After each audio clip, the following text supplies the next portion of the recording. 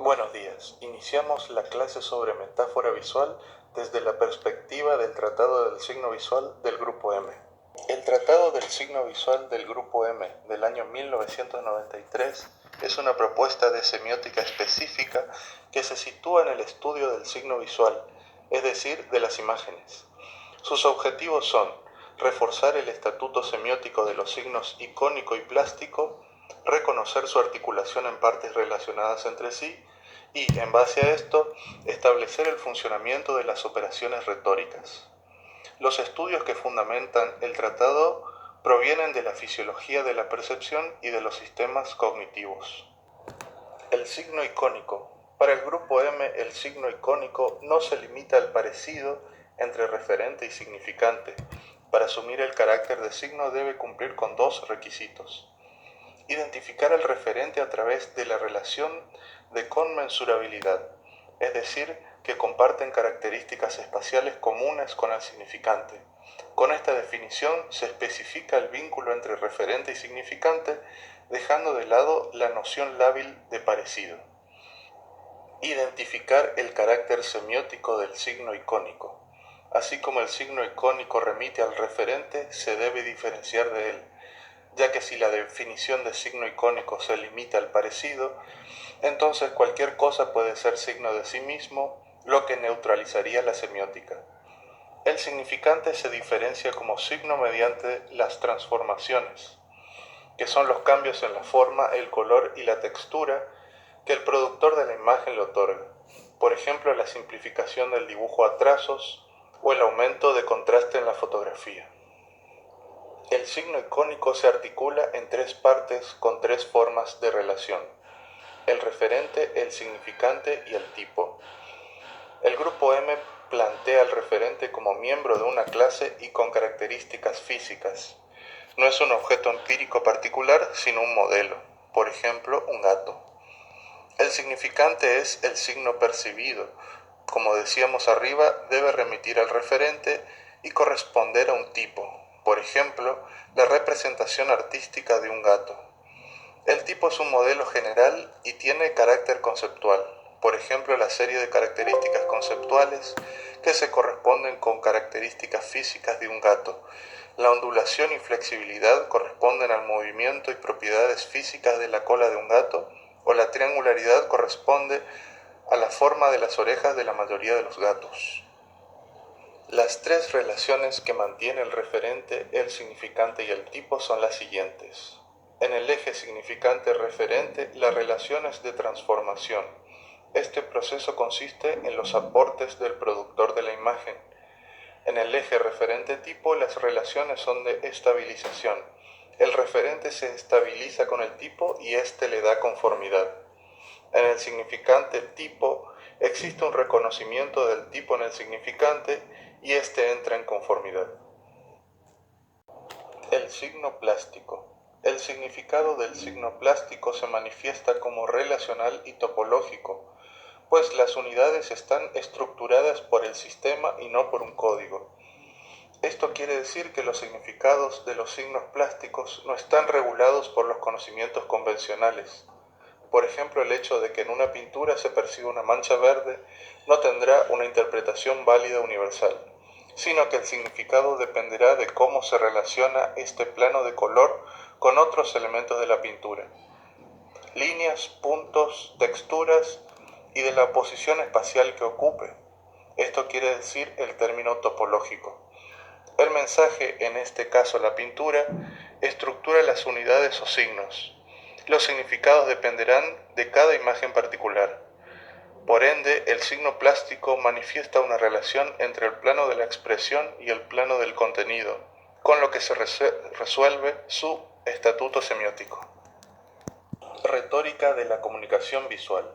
La retórica es la transformación reglada de los elementos de un enunciado, de tal manera que el grado percibido de uno de estos elementos, el receptor deba suponer un grado concebido. En la comunicación y el arte es un recurso para reforzar significados o introducir alguna ambigüedad. La operación presenta las siguientes fases: producción de una desviación, identificación y nueva evaluación de la desviación. El Tratado del Signo Visual plantea una retórica para los signos icónicos, para los signos plásticos y una retórica iconoplástica. La retórica funciona más fácilmente en un enunciado cuyos signos parten de un código fuertemente formalizado. Entonces se distinguirán semióticas fuertemente codificadas, como es la icónica, donde los signos se asocian a los conocimientos generales y convencionales que tenemos de las cosas, y semióticas débilmente codificadas, como es la plástica, donde el significado de cada signo depende de su ubicación y de las relaciones que tengan con otros signos en la imagen. Estrategias retóricas.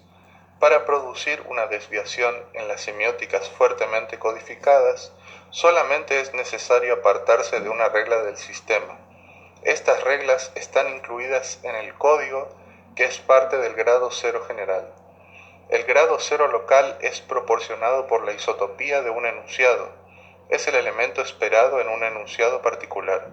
La isotopía es la homogeneidad en el nivel de significados de un enunciado. Por ejemplo, los enunciados que generan regularidades internas como la ortogonalidad y la utilización de colores primarios en Mondrian, o la regularidad en los ritmos decrecientes o crecientes en las formas de las pinturas de Vasarely. La redundancia hace referencia a los determinantes o normas que regulan un signo y permiten identificarlo. Es la superposición de reglas en una misma unidad del enunciado. Permite diagnosticar la desviación y volver a evaluarla. Un ejemplo visual icónico es la pintura de Max Ernst, El vestido de la novia, donde se ve un cuerpo de mujer con cabeza de ave. Este es el grado percibido. La norma establece que a un cuerpo de mujer le corresponde una cabeza de mujer. Este es el grado concebido. Al reconocer la desviación, se la evalúa nuevamente. Retoricidad de los mensajes visuales. Modos de relación entre grado percibido y concebido. 1. Modo in absentia conjunto, tropo. Dos entidades conjuntas por sustitución parcial una de la otra. Presenta un conflicto entre las manifestaciones externas y los determinantes internos. Por ejemplo, la mujer con cabeza de ave de Ernst.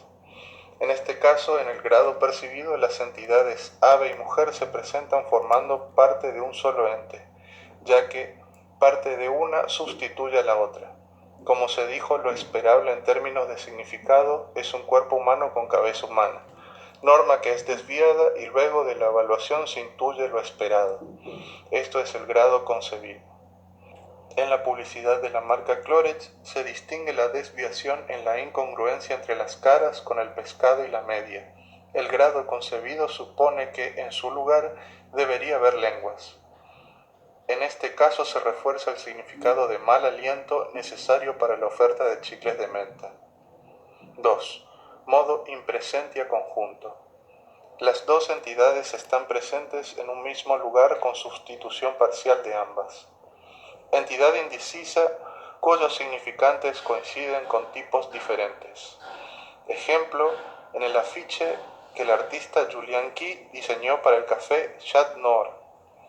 Una misma entidad, que es la figura percibida, se conforma con dos tipos diferentes, cafetera y gato.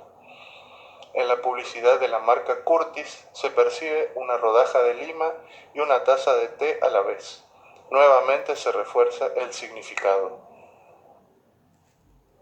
Modo in presentia disjunto. Dos entidades similares en un mismo enunciado, en lugares distintos sin sustitución. Por ejemplo, los paseos de Euclides de René Magritte.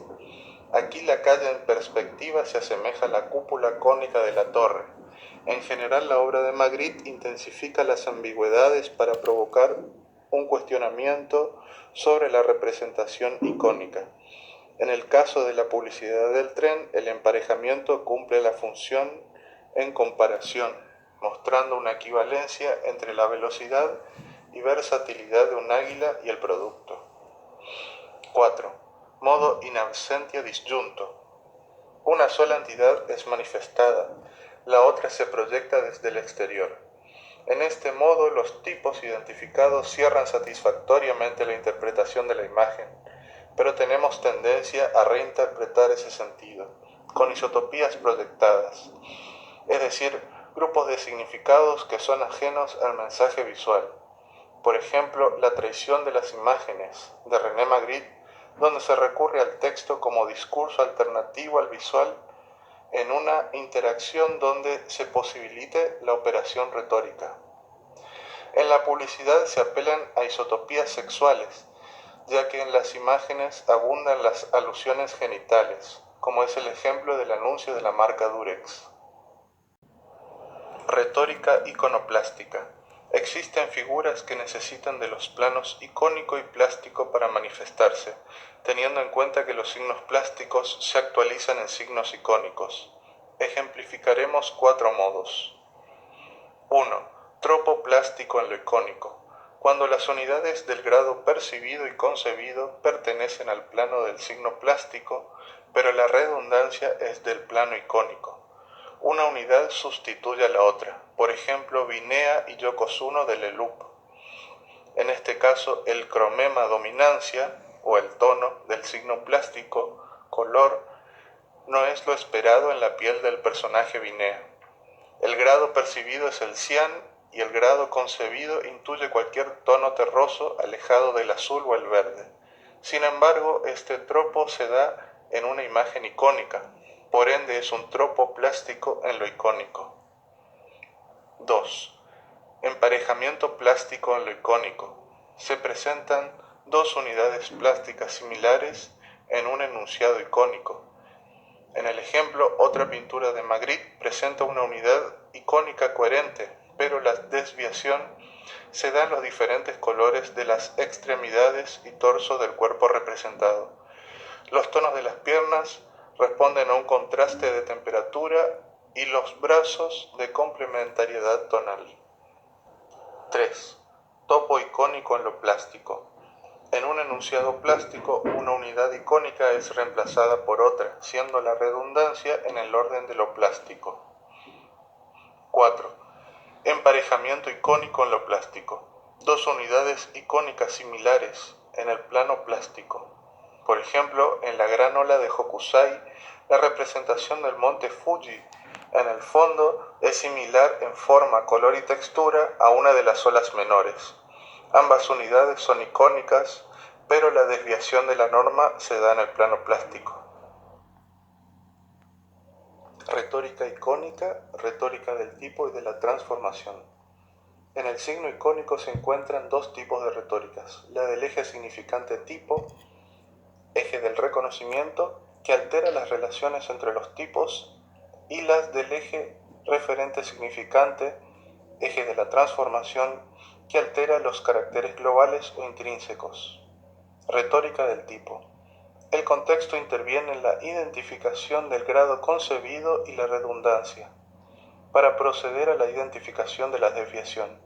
El emparejamiento del grado concebido y del grado percibido consiste en buscar un significante conforme al contexto para el tipo. Retórica de la transformación. En este caso también el grado cero lo constituye la ley de isotopía, es decir, se basa en una homogeneidad en las transformaciones que afectan a los significantes de un enunciado icónico. Es el caso de los collages o partes polícromas en imágenes monocromáticas, etc. Retórica plástica. La norma como redundancia. La norma es determinada por la posición dada en el seno del enunciado. Se considera retórica toda ocurrencia plástica que ocupe una posición que se supone le corresponde a otra ocurrencia según la redundancia del enunciado. Normas y rasgos plásticos. La ocurrencia plástica puede darse en el orden del color, la forma o la textura. La norma se elabora a partir de estos planos y su transgresión puede darse en uno de ellos, en dos o en tres. Retórica de la textura. En un enunciado plástico pueden existir dos figuras retóricas.